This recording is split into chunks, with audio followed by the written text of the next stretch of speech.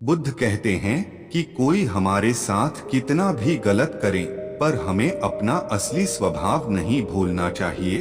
अगर कोई अपने गलत काम नहीं छोड़ सकता तो हमें भी अपने अच्छे काम नहीं छोड़ना चाहिए। इसको गौतम बुद्ध की कहानी से समझते हैं।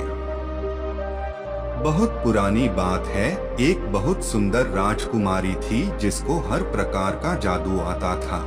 राजकुमारी बहुत दयालु स्वभाव की थी और वह इंसानों के स्वभाव को बहुत अच्छे से जानती थी, इसलिए वह राज्य छोड़कर जंगलों में रहा करती थी। बचपन से लेकर आज तक उसने लोगों को केवल एक दूसरे का उपयोग करते ही देखा था, इसलिए वह सबसे दूर रहना पसंद करती थी। एक दिन जंगल के पास एक आदमी नदी में डूब रहा था और जोर जोर से बचाने के लिए चिल्ला रहा था। राजकुमारी यह जानती थी अगर वह उसको बचाने जाएगी तो वह इंसान सबको उसके बारे में बता देगा और उसकी जान को खतरा हो जाएगा। पर अपने दयालु स्वभाव के कारण राजकुमारी से रहा नहीं गया और वह उस डूबते हुए इंसान को बचाने के लिए पानी में कूद गई। राजकुमारी ने देखा उस आदमी का पर पत्थर में फंस गया है, उसको बिना जादू के नहीं बचाया जा सकता। राजकुमारी ने उसके सामने अपना जादू दिखाया और पत्थर तोड़कर उसको बाहर निकाल लाई। राजकुमारी को जादू करते देख वह आदमी आश्चर्य से बोला, क्या आप वही राजकुमारी हैं जो अपना राज्य छोड़कर जंगल में रहती हो? आप वही हैं जिसके बारे में सभी कहानियां सुनाते हैं। एक राजकुमारी थी जो जादू करना जानती थी और अपने राज्य छोड़कर लापता हो गई। राजकुमारी ने कुछ नहीं कहा और वापस जंगल की ओर जाने लगी। उस व्यक्ति ने राजकुमारी से कहा, मैं आपका धन्यवाद कैसे देख सकता हूँ, आपने मेरी जान बचाई है। राजकुमारी ने उस युवक से कहा, तुम अगर मेरा भला करना चाहते हो तो किसी को भी मेरे बारे में मत बताना। अगर तुम ऐसा करते हो तो तुम्हारा एहसान मुझ पर आजीवन रहेगा।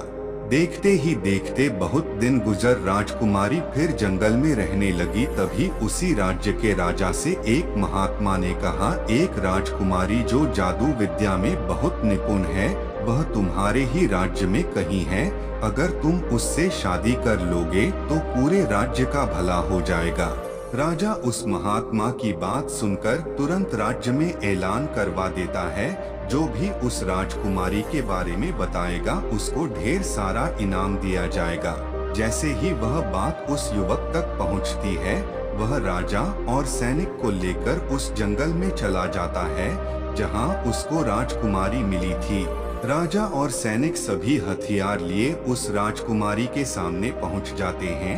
राजकुमारी यह देखकर बहुत निराश होती है और राजा से कहती है, आप भले मेरी जान ले लीजिए पर मुझे बस इतना बता दीजिए कि आपको मेरे यहाँ रहने का पता किसने दिया।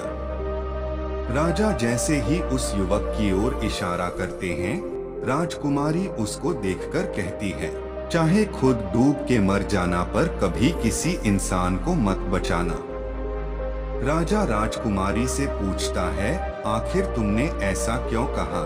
राजकुमारी राजा को बताती है कि मैंने इसकी जान बचाई थी, यह डूब रहा था और इसने मेरे साथ ऐसा किया। राजकुमारी की दयालुता को देखकर राजा को बुरा लगता है और वह उस युवक को बंदी बनाने का आदेश दे देता है। राजकुमारी राजा से कहती है, महाराज इसको जाने दीजिए, यह तो इंसानों की फितरत ही होती है, इसमें इसकी कोई गलती नहीं, उसने तो केवल अपना फायदा देखा।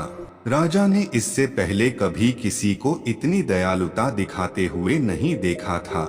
राजा ने सहसम्मान राजकुमारी से कहा, अगर आप हमारे राज्य में आकर रहेंगे तो हमारे लोगों का भला होगा। मैं आपसे विनती करता हूँ कि आप मेरे महल रहे और आप जैसा कहेंगे वैसा ही होगा। ना आपको कोई बेवजह परेशान करेगा, ना आपके पास कभी कोई आएगा। आप राज्य की जनता के लिए मेरे राज्य में रहे, आप जो मांगोगे आपको दिया जाएगा। अपनी प्रजा की भलाई के लिए राजा की मंशा देखकर राजकुमारी राजा के निमंत्रण को ठुकरा नहीं पाई और राजा के साथ राज्य में आ गई। बहुत दिनों महल में रहने के बाद राजकुमारी को यह एहसास हुआ कि राजा एक बहुत ही होनहार और अपनी प्रजा का भला करने वाला है। इस गुणों से राजकुमारी को राजा से प्यार हो गया और उसने राजा से शादी कर ली।